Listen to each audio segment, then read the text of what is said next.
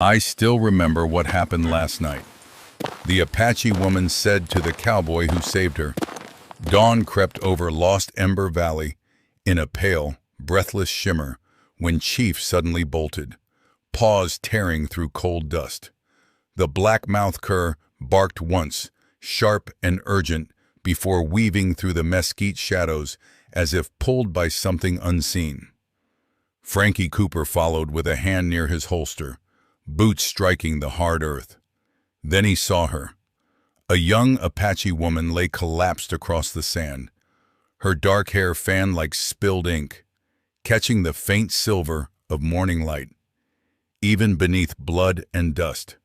Her beauty was unmistakable: high cheekbones, strong jawline, lashes long enough to brush her cheeks, a quiet fierceness carved into the stillness of her face.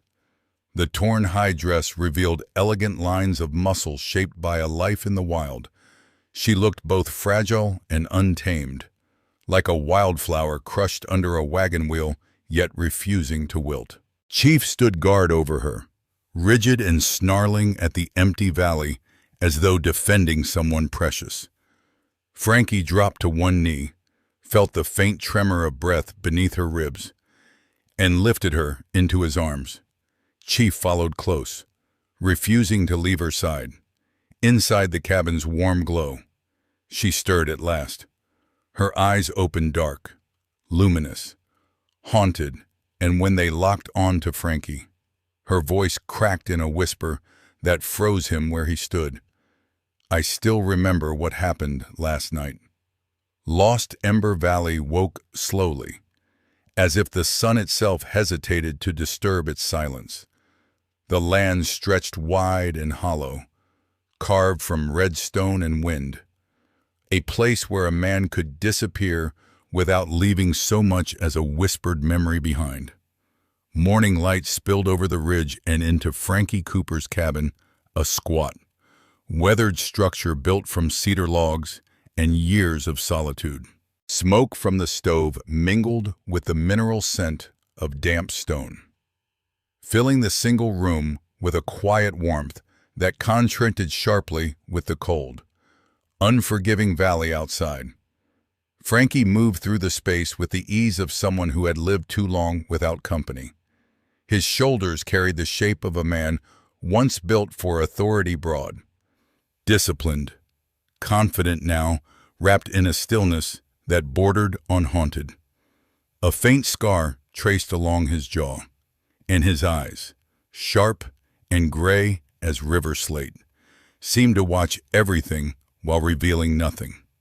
He set aside his rifle, its metal worn from use rather than decoration, then glanced toward the cot near the fire. She was awake now barely. The Apache woman he had carried in at dawn lay half upright against a folded blanket, her dark hair spilling over her shoulders in soft waves that caught every flicker of firelight. Beneath the dried blood and torn hide, her beauty was undeniable, a face sculpted with bold symmetry. Cheekbones like carved stone, lips full but pressed tight from pain. Her eyes dark, deep, and fiercely alive followed every movement he made. Even injured, she held herself with a quiet dignity, like a mountain cat forced into stillness but never broken. Frankie poured water from the clay jug into a tin cup, and the faint scrape of metal made her flinch. She tried to mask it, but he saw. He saw everything. "You're safe," he said, voice low, roughened more by disuse than distrust. She didn't answer.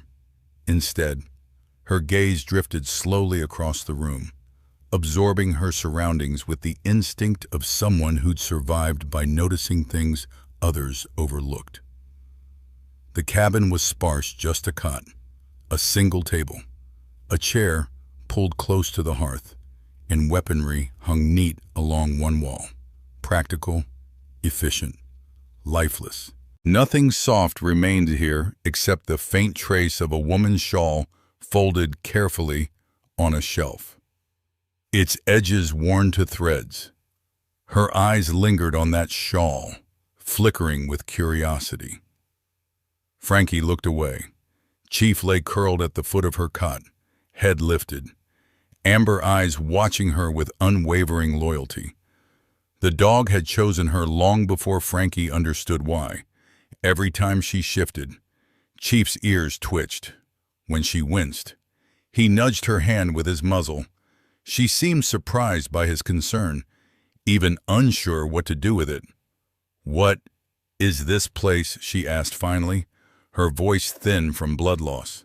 "Lost Ember Valley," Frankie said. "My cabin sits where most folks don't bother coming." Most she pressed. His jaw tightened. All. A silence settled, fragile but somehow grounding. Shada's gaze drifted to Frankie's hands as he lifted the cup toward her. They were strong hands, calloused from work, but gentle enough not to startle her. She accepted the water, though her grip trembled. Frankie steadied the cup without touching her skin. Her breath eased after a few sips. A flush of warmth returned to her cheeks, softening the harshness carved by exhaustion. "What's your name?" Frankie asked. She hesitated, weighing the meaning of names. Then, softly, she answered, "Shada." He nodded once. "Frankie." Though she had spoken only a single word, something subtle shifted. The distance between them, vast and mistrustful, narrowed slightly, like the first crack in a canyon wall that lets a sliver of sunlight through. And yet, beneath that fragile quiet, both carried secrets heavy enough to anchor the valley itself. Shada clutched the blanket closer, eyes flickering with memories she refused to release. Frankie turned back to the fire, hiding the shadow crossing his own face. Neither of them knew it yet. But this valley, once a refuge for ghosts, would soon become the place where two wounded lives collided, reshaped, and began to breathe again. For a long moment, neither spoke. The fire crackled softly, sending shifting light across the cabin walls and drawing crooked shadows around them. Outside, the valley held its breath, the stillness so complete it felt as though the world itself were listening. Shada tried to sit up straighter, wincing as the movement tugged at the wound in her shoulder. Frankie stepped forward out of instinct, but Chief lifted his head sharply, watching him with the same protective vigilance he had shown since dawn. Frankie paused, hands raised slightly to show he meant no harm. "I'm just going to move the blanket," he said. Shada's fingers tightened around the edge of the wool, and her gaze sharpened, suspicious, alive, assessing. She didn't speak, but she didn't stop him either. Chief relaxed only when Frankie retucked the fabric gently across her chest, careful to avoid the injury. "You found me," she murmured, eyes drifting to Chief before returning to Frankie. "Or he did."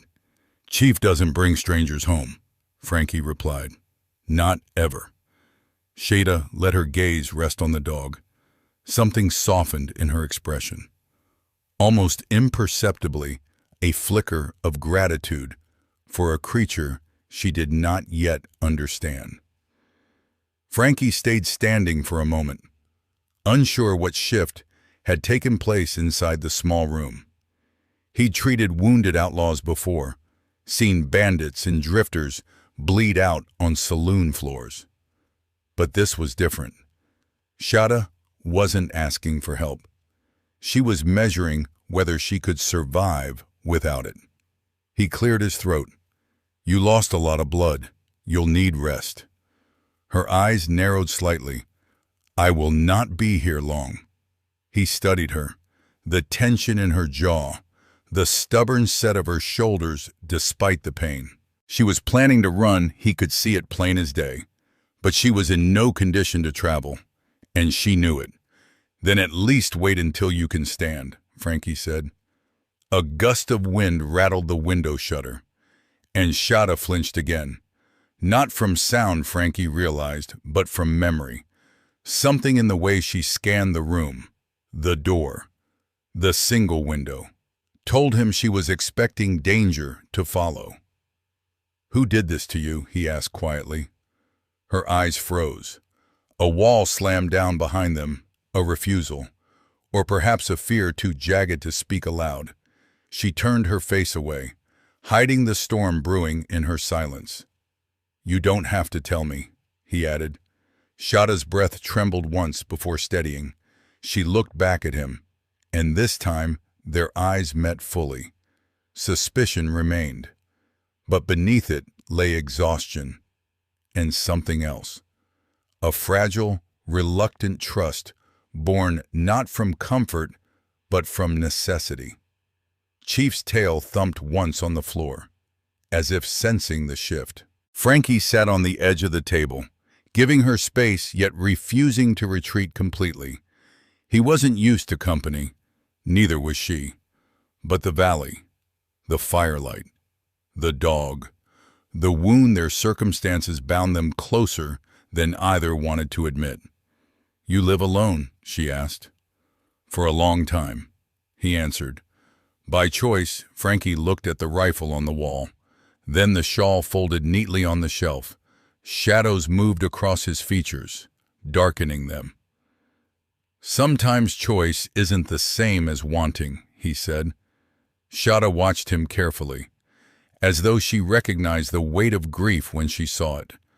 Her hand lifted unconsciously to her own shoulder, to the pain that had not yet found words.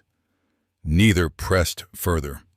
They sat in the quiet glow of the fire, two strangers joined by wounds that had yet to be named. Outside, lost Ember Valley settled deeper into morning stillness, unaware that its solitude had been broken first by a wounded woman, then by the man who saved her, and now by the silent recognition passing between them. The valley had seen many things, but it had never watched two ghosts begin to see each other again. The hours in Frankie Cooper's cabin passed in slow, cautious breaths. Shada healed in fragments each day, a careful negotiation between strength and pain, while the valley outside drifted through wind-scoured afternoons and star-poured nights. Inside, something quieter took shape, not comfort, not yet trust, but the beginning of a fragile belonging neither she nor Frankie had expected to feel again. Frankie tended her wound every morning with steady, disciplined hands. His touch was precise and light, as though he feared his fingers might break something in her. Shada watched him without speaking. He carried grief the way some men carried weapons, close, hidden, and always ready to surface. She recognized the weight of it, because she carried her own. Chief rarely left her side. When she shifted, he lifted his head. When she groaned, he nudged her hand with his warm muzzle. It startled her at first, this loyalty from a creature she had never met. But when she reached out and rested her fingers on his fur, Chief pressed into her palm with a soft sound. A wordless pact was made in that simple touch. On the fourth afternoon, she stepped outside. The wind combed through her hair, and the vastness of lost Ember Valley opened around her raw, sun-scorched, endless. Frankie stood a few paces behind, arms crossed loosely, watching but not intruding. The moment might have lasted longer if Chief hadn't stiffened. Hackles lifting. A shape moved along the ridge, in a single motion. Frankie drew his revolver, stance widening. Shada's breath snagged. Chief growled low, a warning rolling through his chest. The man emerging down the slope looked carved from the same wild land, lean, swift, eyes burning with intent. Before Frankie could speak, the stranger drew an arrow and pulled his bowstring taut. Frankie leveled his revolver at him, the metal glinting under the sun. Shada gasped. Dasan. Her brother didn't lower the bow. His gaze locked onto Frankie with lethal precision, protective fury radiating from every line of his body. Chief moved between them, teeth bared. Frankie shifted his stance, ready to fire. Shada stumbled forward, throwing herself between them. Stop. For an agonizing moment, neither man moved. Finally, Dasan lowered his bow, jaw clenched tight. Frankie holstered his revolver slowly, though the tension in him remained sharp as flint. Chief relaxed only when both weapons were down, though one eye stayed fixed on Dasan. Inside the cabin, the air remained taut as a drawn wire. Dasan paced once before speaking. "We saw them," he began, voice low and steady. "That night, we were returning from the hunt. The moon was thin. The desert was quiet. Too quiet." Shada swallowed, the memory pulling at the raw edges inside her. Dasan continued. "We heard a scream, one the wind couldn't hide. We crawled up the ridge and saw a wagon stopped on Mesa Trail Crossing. A merchant family, husband, wife, and a young daughter." His voice darkened. "4 men in black surrounded them. One kicked the father to the ground and tied his wrists. The mother tried to shield the girl, but they struck her down, bound her hands, and left both parents in the dust like they were nothing." Shada's eyes glistened, the horror returning. Frankie didn't move, but his jaw tightened. "They looted everything," Dasan said, pacing again. "Barrels, sacks, crates, whatever the merchants carried." One laughed as he tossed goods into the dirt. Another dragged the girl away. She screamed for her mother until her voice broke. Frankie's grip on the table edge whitened. Dasan's gaze shifted to Shada, pain twisting his features. "We watched without a sound. We had to. But when we tried to slip back into the dark..." He paused, swallowing hard. Shada stepped on a dry branch. Shada closed her eyes as if feeling the gunshot again. All 4 turned toward us. Dasan said, but the one with the rifle he reacted first. Tall, broad, hat low, and only one eye. The left side of his face was ruined. He lifted his rifle and fired before I could pull her away. Shada's hand went to her shoulder unconsciously. The bullet hit her. We ran, but we lost each other in the dark. Silence fell heavy. Frankie lowered himself onto the edge of the table, eyes wide but distant, as if pulled backward through memories he had buried deep. "A man with one eye," he murmured, "tall, carries a rifle." "Yes," Dasan said. "Do you know him?" Frankie looked up. Something hollow and brutal flickered across his face. "Maddox Crowder," he whispered. "One-eyed Maddox." Dasan paused. "Then you have faced him." Frankie nodded once, a gesture slow and weighted. "I arrested him 2 years ago. He fought hard. I shot him, took his eye. After I put him in irons, his men came for revenge. His breath thinned, fists curling. Reese, Riker, Quinn." Shada leaned forward, feeling the tremor beneath his words. "They couldn't reach me," Frankie said, voice cracking. "So they reached her." Shada understood instantly. The shawl, the silence, the grief. "My wife," Frankie said. "She never saw them coming." Chief whined softly, pressing against Frankie's leg. Dasan lowered his head with the solemn understanding of a man who had seen too much death. "And now they are together again," Frankie said. "Freed, hunting, killing. And they shot you because you saw them." Shada lifted her chin. "They won't stop." Frankie met her gaze haunted, resolute. "No," he said, "they won't." Dasan stepped closer. "Then we hunt them before they find this place." Shada nodded, fire returning to her eyes. Frankie rose, revolver at his hip, grief sharpening into purpose. Chief barked once, as if sealing their pact. In that moment, the 3 of them, Apache hunter, wounded Apache's woman, Broken bounty hunters stood bound not by chance, but by a purpose forged in blood. Their hunt had begun.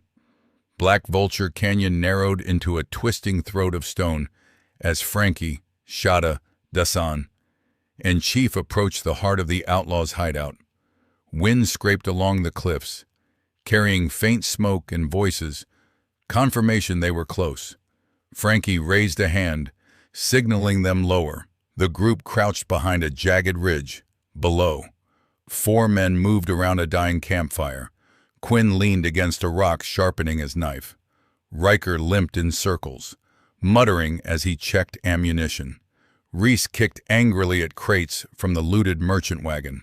And Maddox's one-eyed Crowder stood apart, drinking from a battered tin, the firelight reflecting off his eye patch like a cold coin. But it was the small bundle tied beside one of the crates that drew Shada's breath into a sharp gasp. A little girl no more than 8 huddled beneath a thin, dusty blanket. Her hands were bound at the wrists. Tear tracks streaked her cheeks. She trembled each time one of the outlaws spoke too loudly. Shada pressed a hand to her chest, remembering the child's scream when she and Dasan watched from the shadows that night. She could almost feel that helpless terror all over again. "We get her out first," Frankie whispered. Dasan nodded. "We strike when they break formation." They waited. Minutes dragged by like hours. Finally, Reese wandered behind a boulder to relieve himself.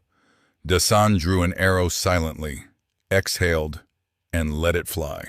The arrow struck deep into Reese's calf, and he collapsed with a strangled cry, clutching his leg as he fell hard into the sand. Frankie's eyes hardened. "Go." Everything sprang into motion. Dasan circled left, bow raised. Frankie and Chief moved right, taking the shadows. Shada stayed behind the ridge, rifle ready, her eyes fixed on the little girl. Quinn spotted movement and surged forward. Before he could shout, Chief launched himself out of the dark, teeth clamping into Quinn's forearm. The knife clattered onto stone. Frankie rushed in, striking Quinn with the butt of his revolver. The outlaw crumpled. Riker grabbed his shotgun, blasting blindly toward the rock face. Frankie rolled away as pellets exploded in a shower of stone shards. He fired twice, one bullet taking Riker's leg out from under him, the second sending the shotgun spinning out of reach. Shada, heart pounding, crawled toward the girl. She whispered softly, "I'm here. I won't let them hurt you." The child looked up with wide, terrified eyes. "Please, take me home." Shada severed the bindings with Quinn's dropped knife. The girl collapsed into her arms. Trembling so hard, Shada felt it through her own ribs. She lifted the child onto her hip, ready to run, but then Maddox turned. The outlaw leader saw Shada, saw the girl in her arms, and a spark of murderous recognition lit his remaining eye. "You," he snarled. "The Apache that saw too much." He snatched his long rifle, raising it toward Shada. Frankie stepped out to draw fire, and Maddox fired first. The bullet struck Frankie's thigh. He staggered back, nearly collapsing, a cry escaping through clenched teeth. Shada gasped as he hit the ground. Maddox swung the rifle toward her again. "Drop the girl," he barked, "or I'll kill you both." The little girl clung to Shada's neck, sobbing. Shada's breath shook, but she held her tighter, turning her body to shield the child. Maddox aimed down the sights cold, steady, merciless. And then Chief moved. The dog flew like lightning, teeth sinking deep into Maddox's forearm just as he pulled the trigger. The rifle jerked skyward. The shot cracked harmlessly into the canyon wall. Maddox howled in pain, staggering under Chief's weight. Chief Shada cried. The dog held on fiercely, ripping until Maddox stumbled to one knee. Frankie pushed himself up, despite the blood pouring from his leg. His face twisted, not from pain, but from something deeper, something righteous and furious. The grief he carried for 2 years ignited into something sharp and unstoppable. He moved toward Maddox with the deadly calm of a man who had nothing left to lose. Maddox saw him coming. Fear broke across his face. Frankie leveled his revolver at him, stance unwavering even as his injured leg trembled. This time, Frankie growled, voice low as a storm, "I won't miss." Maddox's bravado shattered. He dropped his rifle, raising his hands. "Wait, Cooper, don't shoot. I surrender. Don't kill me." Frankie held his aim for a long, punishing moment before finally lowering the gun. Not because Maddox deserved mercy, but because Shada and the trembling child were watching. Chief released Maddox, but stood guard, growling as the man whimpered and clutched his bleeding arm. Riker writhed on the ground. Quinn remained unconscious. Reese lay behind the boulder. The fight was done. Shada carried the girl to Frankie. The child sobbed into the Apache woman's shoulder, whispering, "Thank you, thank you." Frankie looked up at Shada, breathing ragged. "You saved her," he said. Shada shook her head. "You saved us." Frankie tried to stand but crumpled, the pain finally overwhelming him. Shada lowered the girl carefully, then caught Frankie as his weight sagged into her arms. Her face hovered inches from his, breath trembling. "You're hurt," she whispered. Frankie tried to smile, but his voice barely came out. "Worth it." Dasan secured the prisoners, tying their hands and feet. The little girl stayed glued to Shada's side, gripping her fingers with desperate trust. By sundown, they were on the road back to Rusted Spur Town. Frankie slung over Dasan's shoulder. The child nestled safely in front of Shada, and Chief circling them like a guardian spirit. The journey back to Rusted Spur Town was slow, grueling, and heavy with exhaustion, but also with something brighter, a fragile sense of justice having finally taken root. Frankie rode, slumped in the saddle, pain slicing through his wounded leg, while Shada supported him from the side to keep him steady. Dasan led the captured outlaws Maddox. Riker, Reese, and Quinn bound and tied to their horses.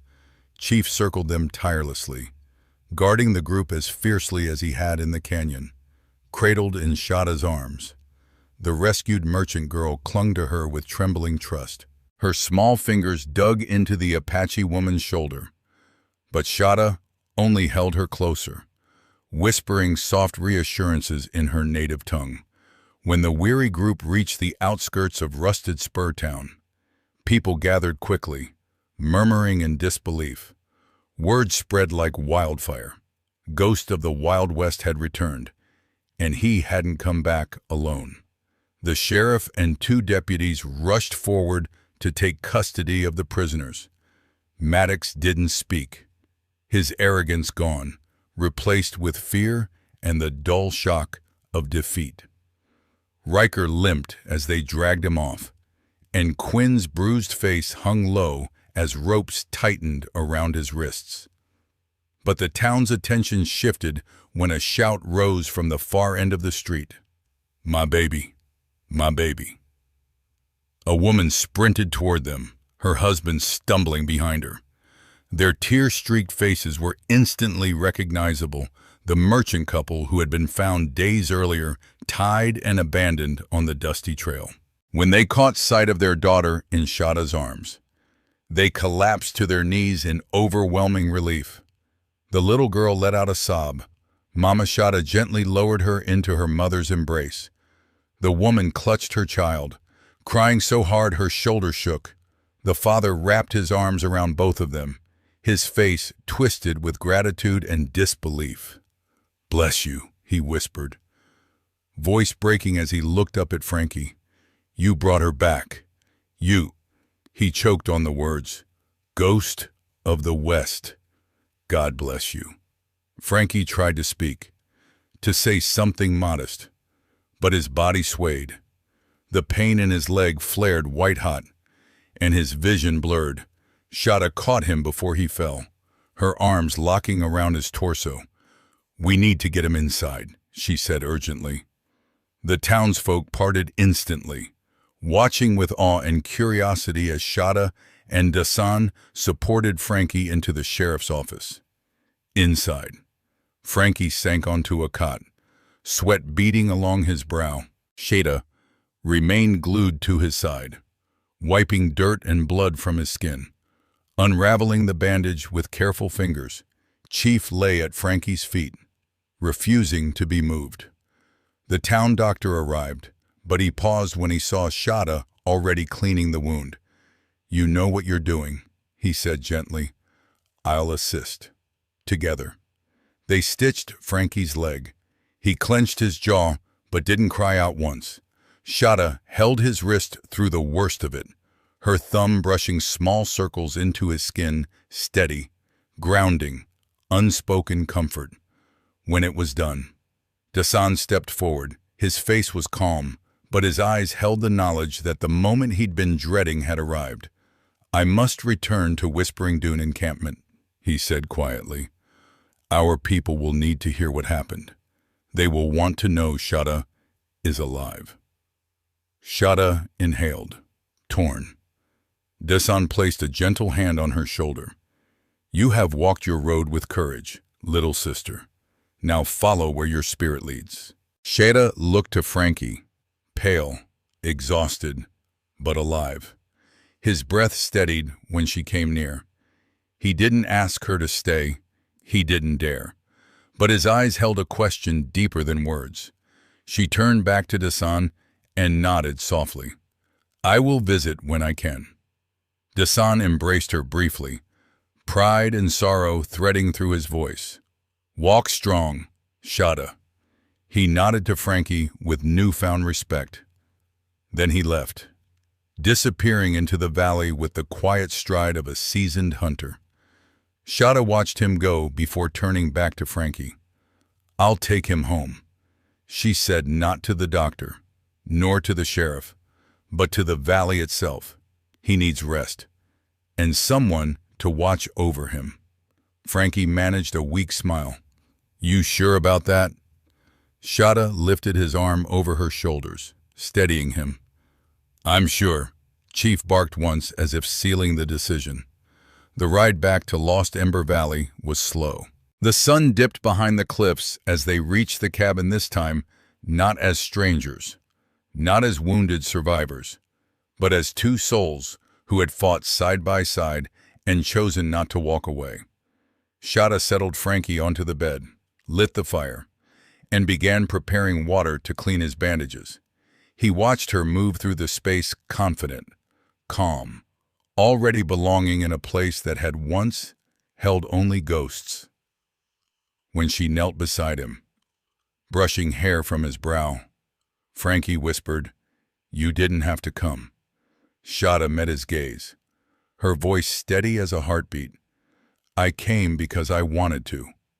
And for the first time in years, Frankie Cooper let himself breathe without the weight of grief crushing him. Lost Ember Valley greeted them with a soft, fading glow, as though the land itself recognized their return. The sun dipped behind the ridges, casting long amber shadows across the cabin and painting the cedar walls in warm gold. Frankie leaned against Shada for support as she helped him down from the saddle. Chief bounded ahead, circling the doorway as if welcoming them home. Inside, the fire crackled to life under Shada's careful hands. She moved through the small cabin with quiet confidence, fetching blankets, preparing water, arranging supplies, her presence slipping naturally into the spaces Frankie had once kept empty. It struck him how seamless it felt, how the room seemed different simply because she was in it. Frankie lay back on the cot with a heavy breath. Pain throbbed in his leg, but it was gentler now, softened by exhaustion and the warmth spreading through the room. Shada knelt beside him, her fingers brushing over the fresh bandage. Her touch was steady, reassuring, so different from the frantic fear of the canyon. "You should be resting too," Frankie murmured. Shada shook her head. "You walk into gunfire for people. Someone has to make sure you don't fall apart afterward." He huffed a quiet laugh, the sound breaking into a wince. "I'm not used to someone staying, and I'm not used to someone fighting for me," she replied softly. Frankie met her gaze. Her eyes reflected the firelight, holding both the strength of a survivor and a tenderness she rarely showed. In that fragile glow, he saw not only the woman he rescued, but the woman who had rescued him right back. Chief sprawled at Frankie's feet, already asleep, tail twitching as though guarding them in dreams. Shada smiled faintly at the sight before turning back to Frankie. "Sleep," she said. "I'll be here." He swallowed, something tight loosening in his chest. "Shada, do you really intend to stay, after everything?" Her answer was not rushed. She looked around the cabin, the place that witnessed his loneliness, his grief, and now his healing. Then she reached for his hand, threading her fingers lightly through his. "I chose this path," she whispered. "I chose you. Not because I owe you anything, but because my heart rests here." Frankie breathed out slowly, almost shakily. "Then stay as long as you want." Shada leaned her forehead toward his, her voice barely above a breath. "I intend to. Outside." Dusk settled into night. The valley that once hid a broken man now held something new, a flicker of hope, rising gently within the wooden walls of the cabin, warming the space the way morning light did over the desert stone, and for the first time in a very long time. Frankie Cooper fell asleep not as ghost of the Wild West, but as a man no longer alone.